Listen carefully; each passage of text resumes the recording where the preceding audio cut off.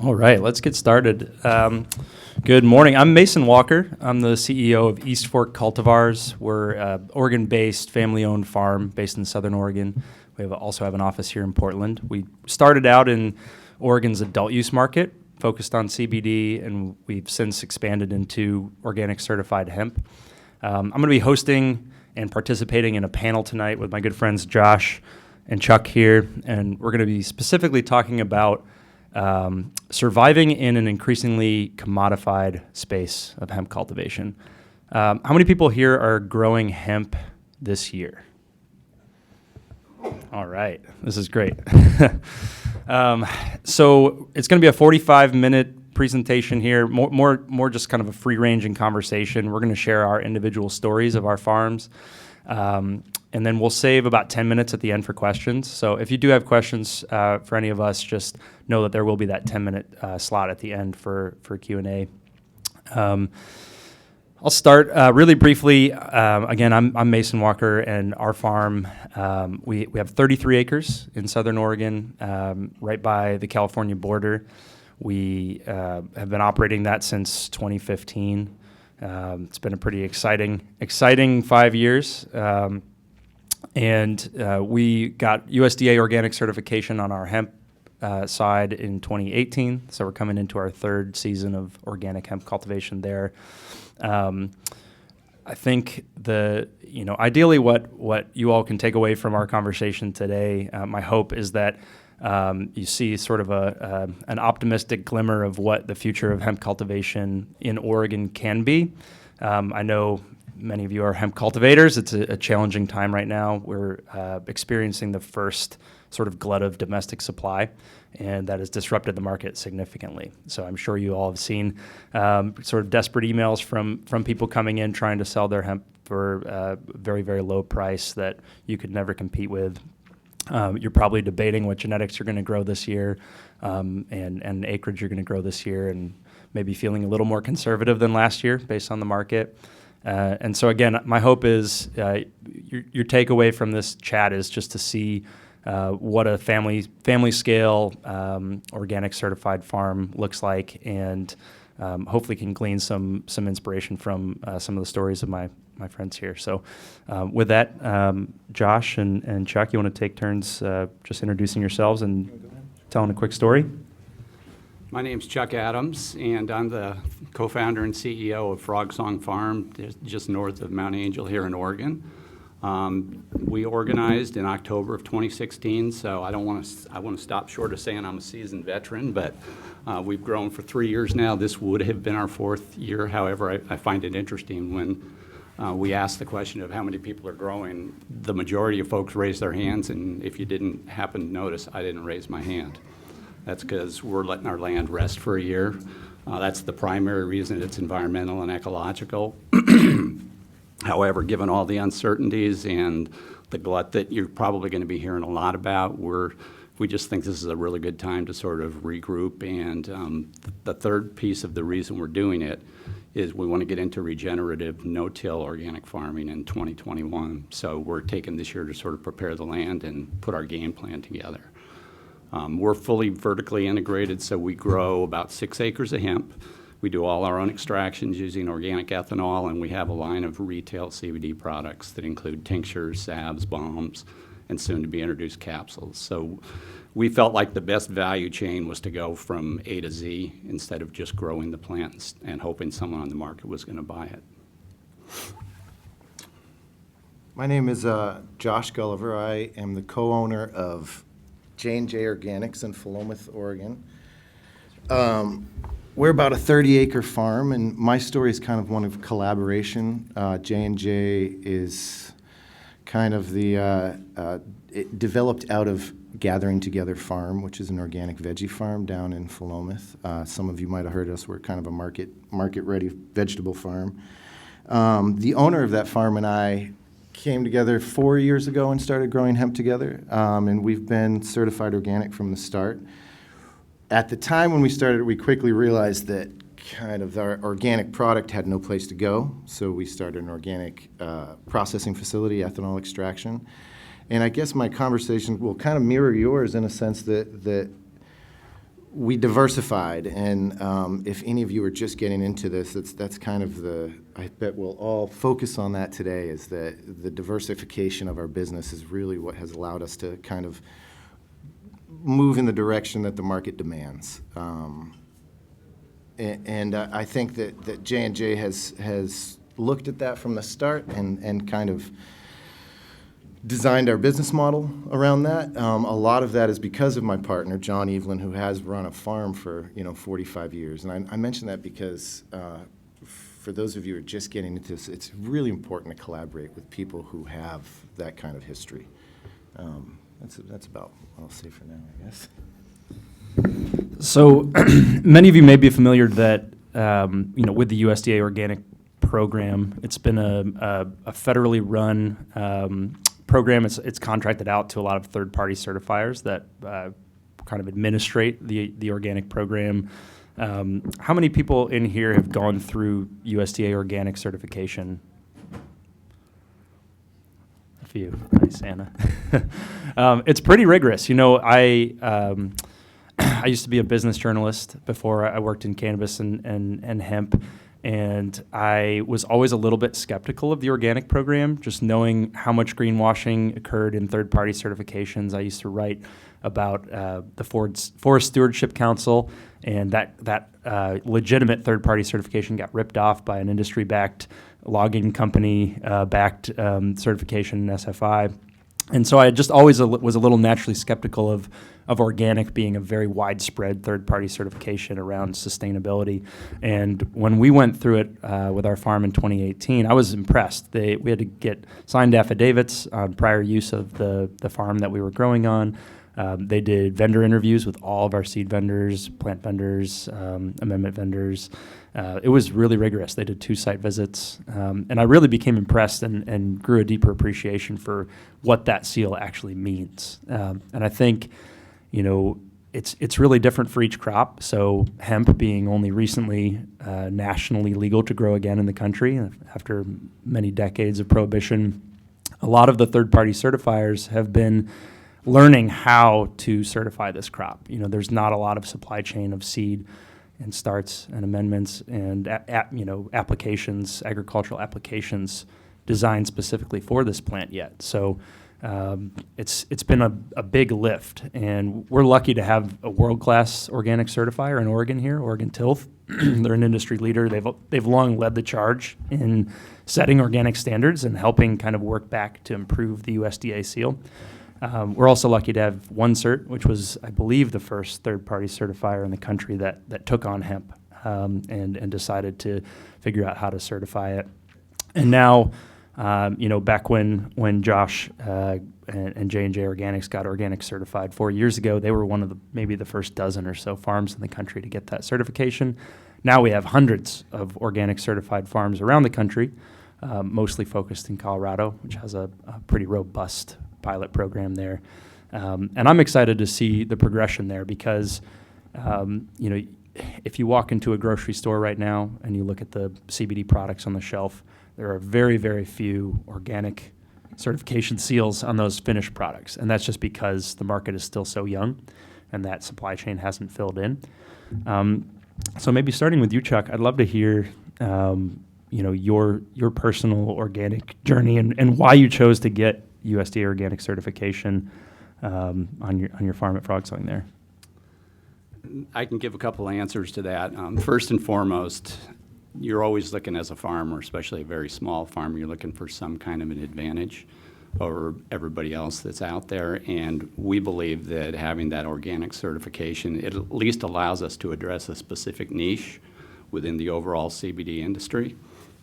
And the biggest reason before we even get into that piece, though, is quite frankly, we've always farmed organically. It's just something we believe in. We don't like chemicals.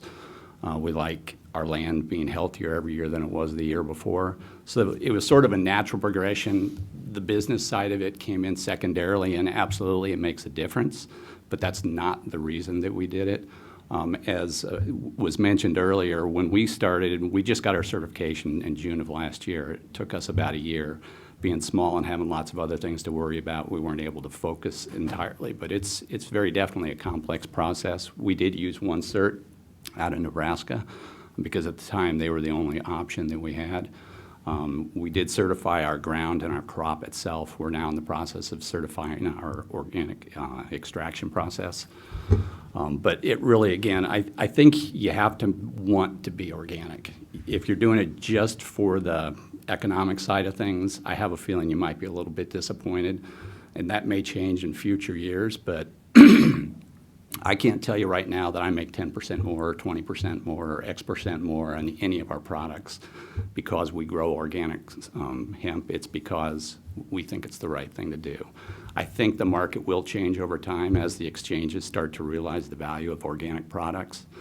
But I would not recommend someone go into it just thinking they're going to make a lot more money by being organic. You need to want to do it. I agree with that sentiment, that being organic is kind of it's a moral choice, and it wasn't for our farm really. There wasn't another option when we went into growing hemp. We grew on organic land. We grew on an organic vegetable farm. There wasn't another option. That's how we do it. And I guess the more interesting part of our story is the processing end of it, because when we started, we didn't have the ability to send our product to an organic processor to then take our organic, biomass and bring it to the market, bring it to a retail outfit. We couldn't do that. So that's kind of the impetus of SunGold for us, was to develop this organic way of getting it to the market. But really, just like Chuck said, there was no real economic value to becoming organic originally. What it did do, and Mason touched on this, is give us third-party oversight in a market where that did not exist. It's starting to exist more now. But initially, it wasn't there. And for us to be able to say, actually, we have somebody here who's looking at everything we do, and they're approving of what we do. And I would suggest that the USDA Organic program is one that really does that well. They make sure you're growing things and producing things with integrity, certainly. So you guys both brought up a good point there, and the economic consideration, I think, is an important one to consider. Particularly in a market right now that is flooded with supply, buyers are confused because they have so many inexpensive options. And I think, we're in a unique position at East Fork because we've gone through this before. In the winter of 2017, 2018, was our, third season in the Oregon's adult use program, focused on CBD. We're a CBD-focused farm. We grow a full acre of cannabis that is sold in Oregon dispensaries, but about 95% of that we grow is type 2 and type 3, so CBD-rich or CBD-dominant cannabis, which is fairly unique.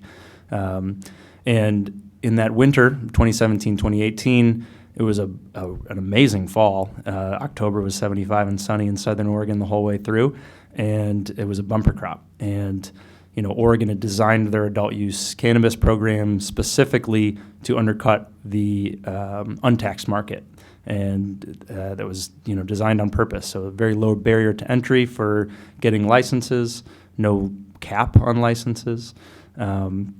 By design, and they designed the market to compete and bring prices down that could compete with the untaxed market. It worked.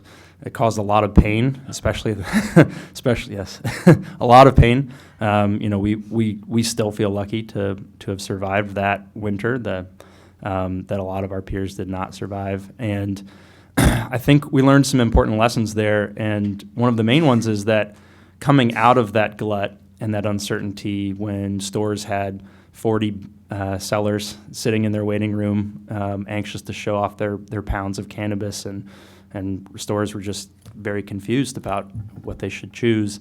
Coming out of that, I think what it did was helped, in all of that noise, it helped buyers get more sophisticated, and it helped, I think, the overall market grow up a little bit in a way where in a sea of choices, you get better at deciding what you really care about, and you get to better at seeing the signal through that noise. And I think it refined us as cultivators for sure, to figure out what makes us different, and talk about that and focus on that. So I think we're going through that same thing in hemp right now.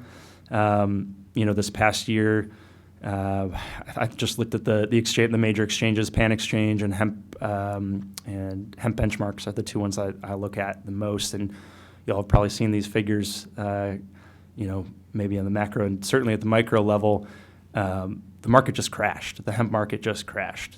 We're sitting here in the middle of a market crash, right? The first one in domestic hemp.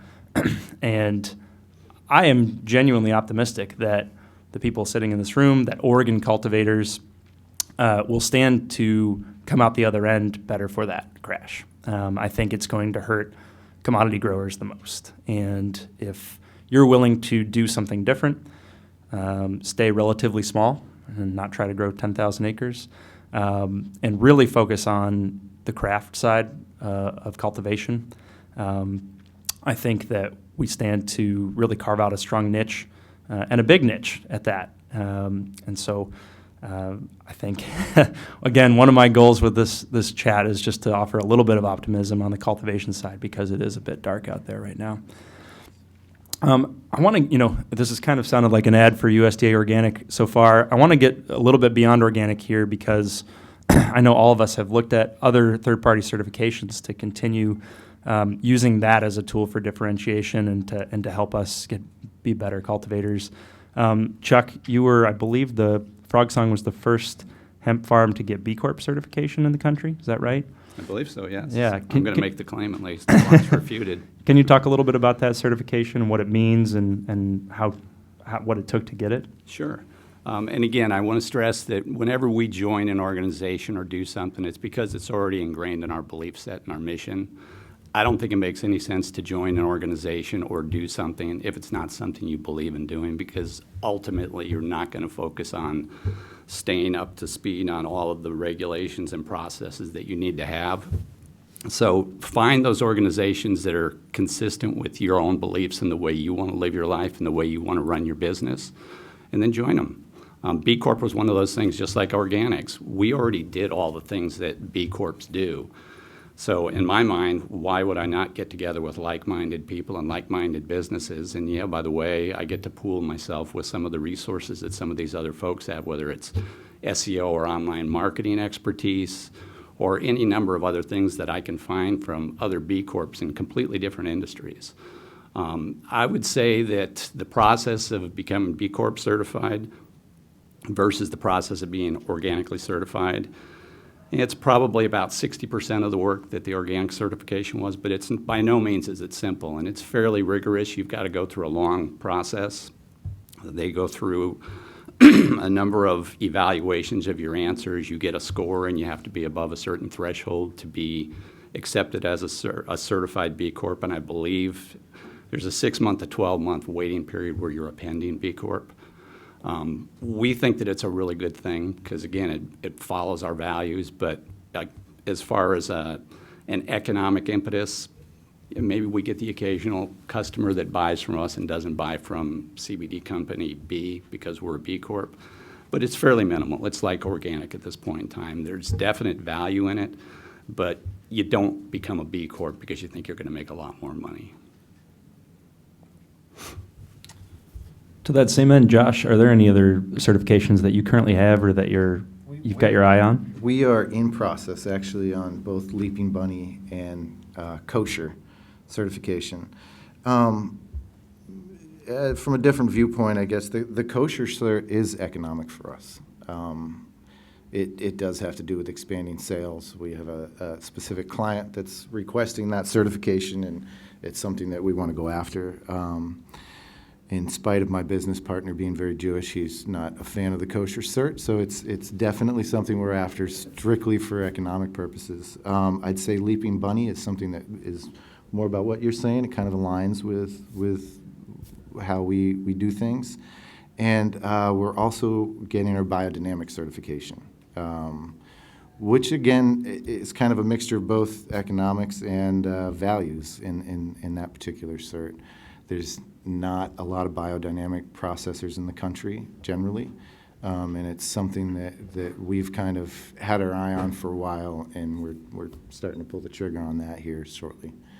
But certifications are something that we value and we do think has some kind of economic value when it comes to retails. People do look at that. They do look at kosher. They do look at Leaping Bunny. They look at vegan. They look at all those things, and they matter to the retailer, I think, in one way or another. Certainly. So I think the comment period for the USDA, what is it called, temporary final rule? That's not the draft law. Yes. That comment period ends maybe today or tomorrow? Oh, last night. There we go. It's all done. Okay. I'm so up to speed there. It's an important moment right now for hemp, particularly the way regulations shift. They can go in a lot of different directions right now, and I think it's very difficult to plant a crop with uncertainty. In farming, there's lots of uncertainties already inherently. It's a very risky enterprise. You have to deal with climate and all sorts of environmental factors that most manufacturers don't deal with. It is certainly a risky space to be in right now in cultivating hemp. You have to move forward with a certain degree of uncertainty. I think one thing that I'm looking for right now is the second half of federal regulation that is still missing. So, the USDA put out their final draft rule. That'll be in place for a bit here. Different states have the ability to operate under pilot programs. Oregon has opted into operating under our 2014 pilot program, which will allow for cultivators in Oregon to grow much like we have been for years here for at least 2020. But the other half of the market is still completely missing, and that's what happens after the plant comes out of the ground. I think there's a lot of confusion around where the USDA's jurisdiction ends and where the FDA's begins. And as we all know, the FDA has kicked the can down the road for a year and a half now, saying that they're going to put out something more substantive. With that in mind, I've been talking to a lot of folks in the supply chain, from cultivators to manufacturers to product makers to retailers, and everyone is really trying to guess what the FDA will do. And right now, this year, it's estimated that $2 to $3 billion of CBD products in food and health supplement form will be sold in this country, even though the FDA says you're not allowed to do that, which is pretty astounding, right? That said, national retailers are not taking up edible products right now. We work with a few partners that have built out their facilities specifically to serve national retailers, and those national retailers have selected their whole CBD product set, but they're not going to put it on the shelf until they get a clearer signal from the FDA. And I think in lieu of having that certainty, I have been trying to think of best ways to future-proof our business, our cultivation-based business. And some of the potential scenarios include the FDA ruling that hemp is a fairly restricted health supplement input, like an herb that might show up in a health supplement aisle. And so good agricultural practices would come into play with that. That's a third-party certification. So we've started to explore the steps and the costs, the facility changes that we would need to make to get GAP, with the thinking that maybe that health supplement future will happen, but that's pretty speculative and expensive.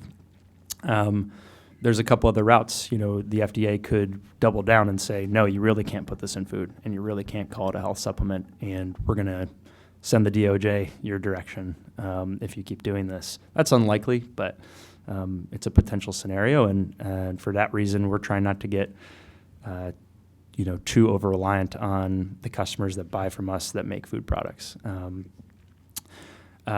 Some other differentiating third-party certifications I've been looking at, kind of in line with Chuck and Josh's sentiments around the values we already hold and just acknowledging those and making them a bit more rigorous.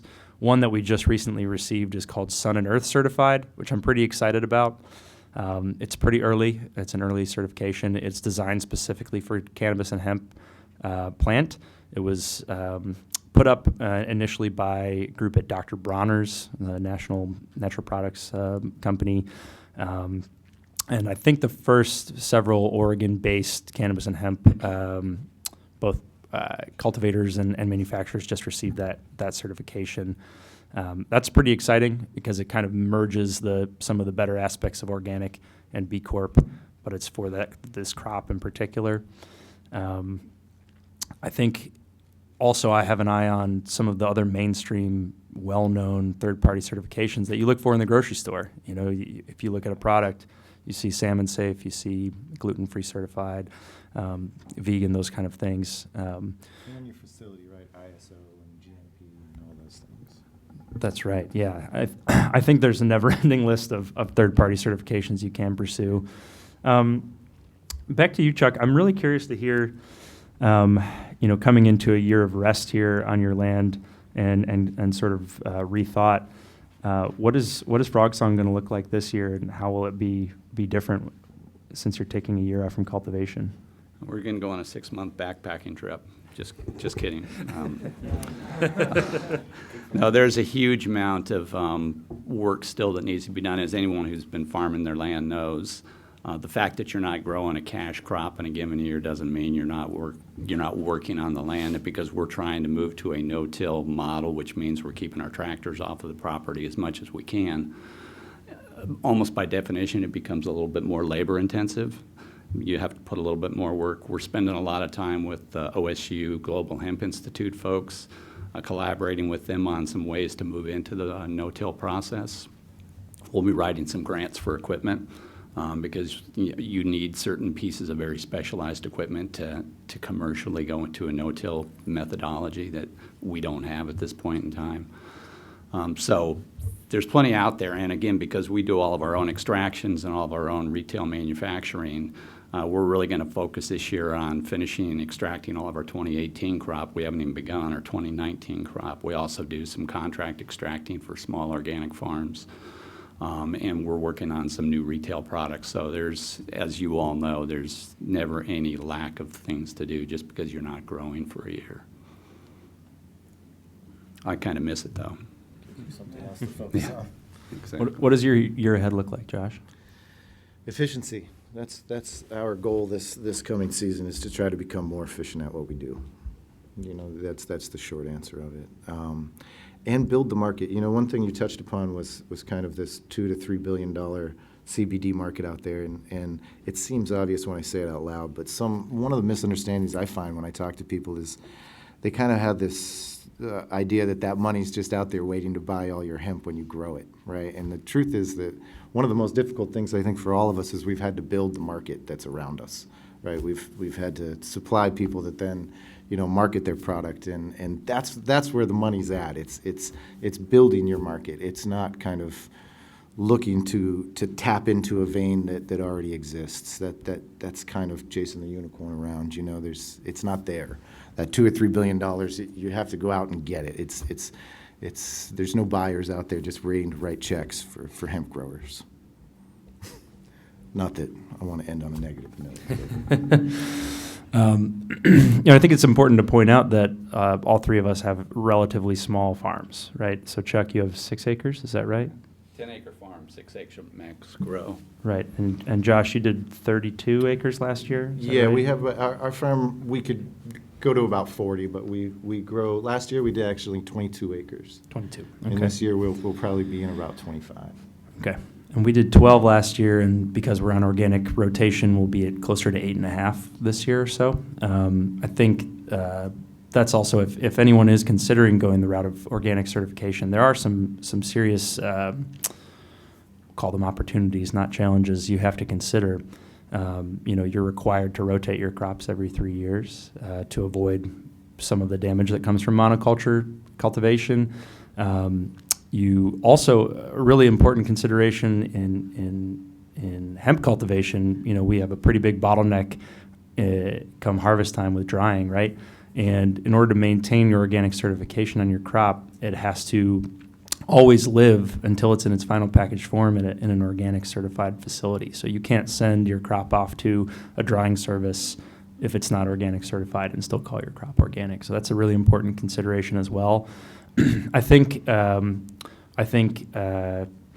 time we'll see large service providers and facilities that will be organic certified. They'll have to be, because as that logo moves to the shelf in stores, that supply chain will chase all the way back. And in order for them to maintain that logo on that tincture in the store, they have to have that whole supply chain behind them. So we're still just missing that last little piece. But I think as soon as that happens, starts to become an important thing that consumers are asking for and looking for, we'll see it chase all the way back through the supply chain more so. And then it really will be an economic differentiator all the way through.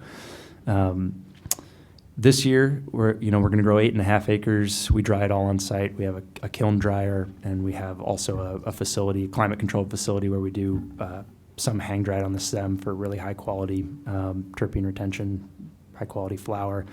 I'm pretty bullish overall, despite the challenges right now. We've had some really slow selling months. We're lucky to have the adult use cannabis space that sort of subsidizes us during this period.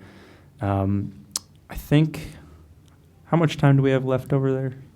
It's 10:30. 10:30? 15 Got minutes. 10 minutes to take one quick ticket. Okay. Yeah, I think I'd love to open it up to questions. We've got a lot of cultivators in here, and we've got some experience longtime organic hemp growers up here. If you have a question, just come on up to the mic here for Chuck, Josh, or myself, and we've got about 15 minutes or so for questions.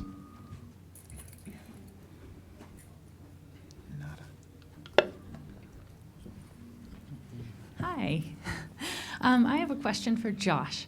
I'm just a little bit curious in hearing more about the biodynamic certification.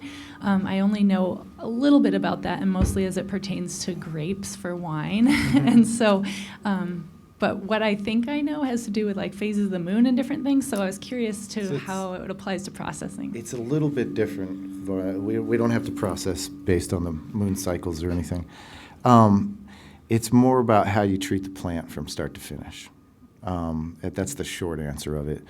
But more or less, it's very much like the organic certification at the end of the day, from my experience so far. And we're not certified yet. So it's kind of, I'm speaking a little bit from an ignorant perspective because we're in process right now. But from the most I can understand so far, it's really about how we treat that plant from the moment it goes into the ground till when it gets processed. Obviously, we want to treat it good. They like classical music. Yes, they. Just so everybody knows that. Hemp likes classical music, Bach in particular. Really big speakers. Yeah. I have a question for the no-till farming. What is your perspective on virgin ground, and how long would it take to achieve no-till farming? And I would also like to know, you were talking about you can't send it organically, you can't send it somewhere to dry or whatever, so you're drying it on your site because it is certified organic. You can dry it on your site. Is that how that works? That's right, yeah. So our whole facility is organic certified, so we're able to have our kiln dryer and our hang-dried, climate-controlled building have all been approved by our certifier for organic handling.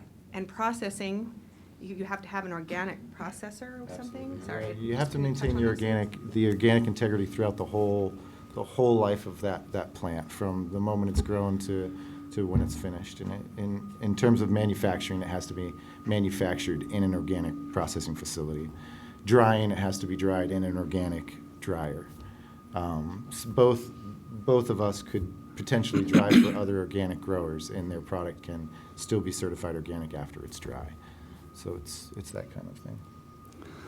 With regard to your no-till question, and steer me back on course if I stray a little bit here, you mentioned virgin land, and what I would tell you is that you want to know a little bit about the history, certainly the last 8 years of, I'm sorry? Okay, so again, this is just me speaking, and we're not certified yet, or we have not gone full no-till, but I'd probably do a full battery of soil tests just to know what was in that soil to start with. Also, not just the heavy metals, the chemicals, but also the nutrient side of things and the biological side. How healthy is it right there? Do you need to take a year or two to plant some cover crops and maybe inoculate with mycelium, things along those lines before you dive fully into the no-till side? So it's really important to know your soil, and when you're going to do no-till, almost by definition, you're not putting as many inputs and you're not working the land as hard, which means you're really putting more onus on the land itself to support your crop. So it's critical that you've got peak health soil, for lack of a better term. Ask me in a year and I'll be able to give you a different answer. Hello, my name's Nathan with Riverhawk Farm in Roseburg. We did an acre last year, and I differentiate. We're not certified. I'm hoping to certify with Oregon Tilth this year, and I just say I used Omri listed as to try and differentiate this year, because organic means all kinds of things to a lot of different people. My question is, you might hate this question. Do you guys offer tours? Yes. Okay. Yes, we do. Yeah, That's- we do at our farm. We do about 150 visitors a year, so but it's very remote. We're down just outside Cave Junction. It's a bit of a destination, but we love showing off our farm. Yeah. We give tours as well, although, again, unless you want to see cover crop ground this year, there's not a whole lot to show, but we're always happy to bring people in as long as they contact us first. Cool. We also grow hazelnuts, and I was a part of an organization starting the Organic Hazelnut Growers Association, even though we're not certified yet. But if, seeing is, what is it? A picture's worth a million words, and so that's, and an experience is worth a billion pictures. So that's helpful. One question I have: could you describe your no-till operation? Are you going to kind of Rodale style with perennial cover and plant directly into that, or are you going to strip till a cover, or can you give a little more detail on that? I can give you a little more detail now, and again, it'll probably change totally by the time we talk in a year. Our intent right now is to have a really dense cover crop and go over it with a crimper roller, and that we'll have sort of a modified mechanical transplanter on the back of the tractor, and so we'll just be planting right into it. Basically, you're breaking, kind of killing the cover crop, but it's so dense and it's not totally dead that it's blocking out any weed growth. And then you're putting in your starts, and you're just going from that point forward. And again, a lot of this is going to be just like the last 3 years. We really kind of went from not having the slightest idea what we were doing in growing organic hemp to being pretty good at it in 3 years. Now we're starting all over again. So that probably tells me in another 3 years we're going to go to something totally different. That's helpful. Last question. The organic certification following the full process, it's easy to, or you grow something and your farm's certified, but then I don't have an extraction facility to confirm you guys maybe do offer that service. And then once the extraction process has happened, does organic certifiers, do they also regulate like the bottling, and that's Absolutely. Everything? Okay. Absolutely, yeah. So maybe the question is, have you found some obstacles, or what are the pain points in that whole supply chain process? Is there something missing? I can speak to that. So, we've evolved over 5 years, and we're half an ingredient supplier and half a ready-to-consume product maker. And we have maybe 60 SKUs or so at this point. A lot of technical ingredient products for beverage makers that have been sonicated, and various levels of full spectrum oils or distillates, or all of the different applications on the ingredient side, and then a whole range of ready to consume branded products as well. And it's been really hard because all of the hemp we grow is USDA Organic certified in flower form. And then once we turn it into our ingredient products or ready-to-consume products, only about a quarter of those are allowed to be called organic certified at this point, because those supply chains those service providers don't exist. So, we've been working with Josh here to make organic certified ethanol hash oil, winterized ethanol hash oil as an ingredient, but then they haven't had their distillation spun up. So we have some clients that need distillate for their various products for whatever reason, and our distillate we can't market as organic certified right now. So there are some challenges in the supply chain, and again, if you walk into a grocery store, 99.9% of those products on the shelf don't have the organic label on them yet, right? So there's still a lot of missing pieces in that supply chain. I think this year you'll start to see a lot more service providers, contract manufacturers, white labelers, private labelers, all of those folks add those organic capabilities. Quickly, what SunGold does, I'd say 50% of our revenue is generated by white label products, just doing private label organic products for people for exactly the problem you're talking about. It's just, it's a bottleneck. You know, you can get your oil organic, but beyond that, it kind of stands still until you find a manufacturer that can also make it. You guys correct me if I'm wrong, but I believe one of the criteria is you have to have 95% of your ingredients have to be organic for you to be able to call a finished product certified organic. Yes. You guys mentioned it at the beginning, but in terms of genetics for this season, are you all using, do you grow from seed? Are you using clones? And where do you source that to ensure that it is genetic? Is there a good source for that for other folks looking for that? That's a good question. It's a very important question, right? Especially with the USDA rules. We're breeders, so we've had a seed multiplication facility for a few years. Been refining our some of our type 3 lines, making feminized seed. So we have about 50 to 100,000 seed for our own production, a little bit of nursery. And then we have what we are calling it's very young, but we're calling an organic hemp farm network, which is a collection of small organic hemp farms, and we'll be providing seed for trials this year as well. So we grow entirely from seed on the hemp side for all the agronomic advantages and cost reasons there. But you know, this is a big question on everyone's mind, right? Particularly with the USDA rules. You know, 90% of commercial feminized hemp seed on the market right now if you grow it to full maturity, it's going to mature above the total THC allowed limit. So this is a big year for genetics. It's a really important year. I know Josh and I both ran Oregon CBD co-seed for the last few years. What did you grow? Same, yeah. So, yeah, they're sort of the default out here, right? Really amazing breeders. They did a great job of making stabilized type 3, but unfortunately, you know, in most climates, if you take their seed to full maturity right now, most of their lines, they mature at about 0.6, 0.7 total THC. So you have to play a bit of a game with that pre-harvest test. And I think everyone is hopeful that we can find commercial options for stabilized, field-ready, feminized, high germination rate, morphologically consistent type 3 that matures at 0.3% total THC. That's sort of the panacea. I haven't found it yet. But we're really actively working on that for our own use, for our partners' use, and hopefully eventually for commercial sale, but we're probably a few years away from that. We'll be growing our own seed this year, though. A lot of originals that we've been breeding over the last few years. I'll just say quickly that there's not much of a more important decision when it comes to growing hemp is your genetics, right? And it's something to be weighed very, very heavily, certainly. What are you going to grow this year, Josh? I'm going to do the full gamut again of Oregon CBD seeds. You know, they're right up, you know, they're not even far from here. They're bred right next door. So you know they're going to grow well here. And they do. They do.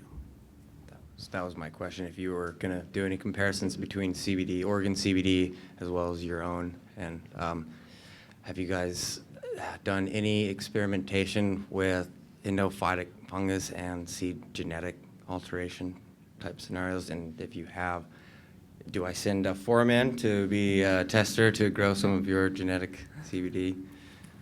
That would be a question for our breeding team. I'm not the expert there, but I'll connect with you afterwards and be able to get an answer on that. I know that we're going to do a ton of trials this year. A lot of our varieties, they're not quite ready for showtime, but we're looking at doing a partner program for trial runs. You know, small 500 to 1,000 seed type runs with partners.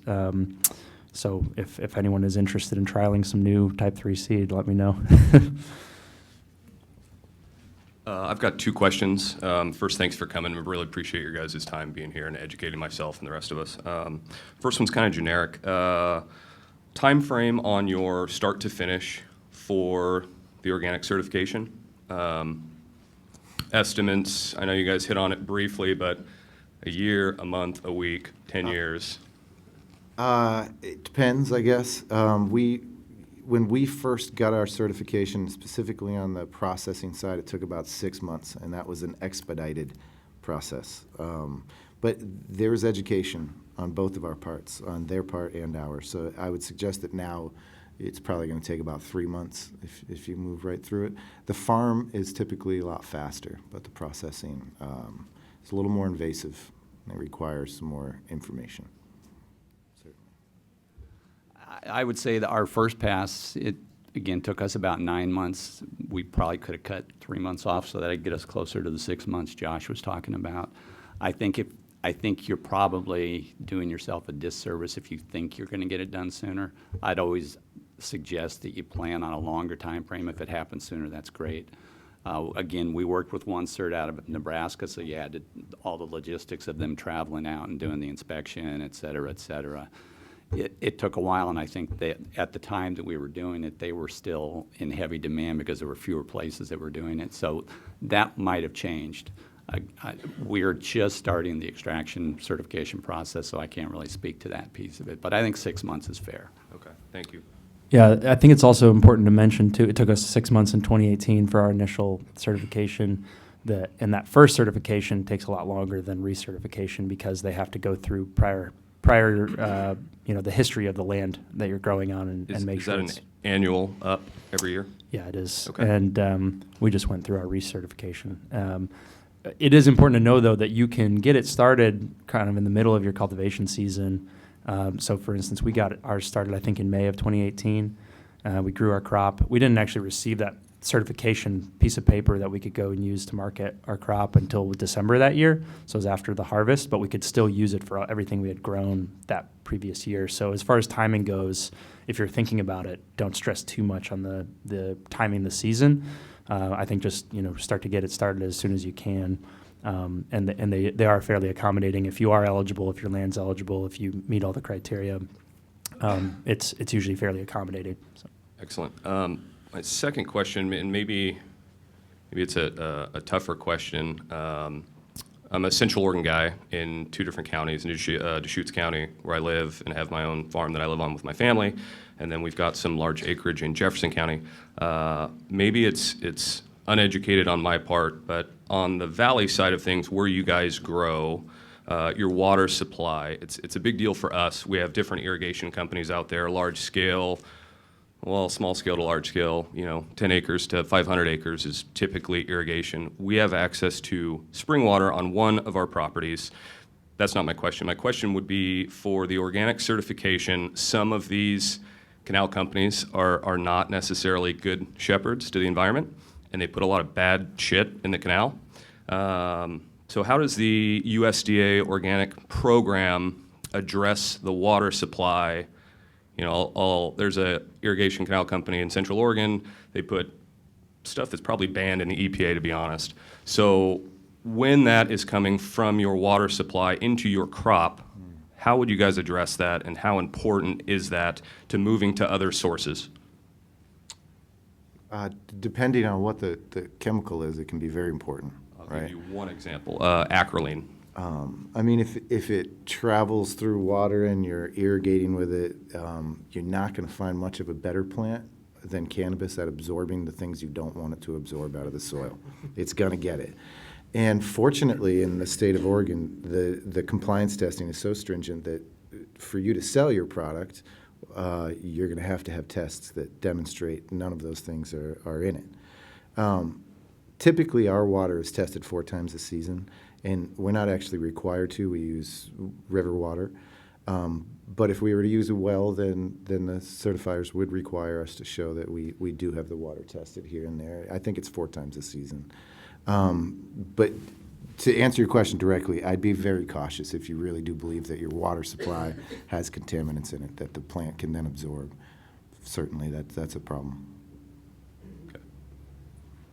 I don't really have a whole lot to add other than, as everyone has said, hemp is a bioaccumulator, and every farmer I've ever talked to that had a failed pesticide test was not because of the pesticides they were putting on.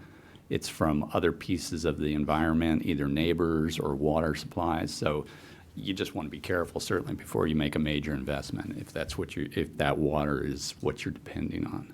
Okay. There are really good environmental site assessment companies out there that for about $1,000 they can do a really deep assessment of your water source, your soil, all those things. I would recommend that as a basic step, before you consider a larger commercial cultivation. We did that on our hemp farm back in 2018 when we started there. We consulted with an environmental services company that did a really deep site assessment and to make sure that we had good water and soil and that kind of thing. Awesome. Thanks, guys. We need to wrap it up. We got the next group coming in. All right. Thanks so much. I think, can you guys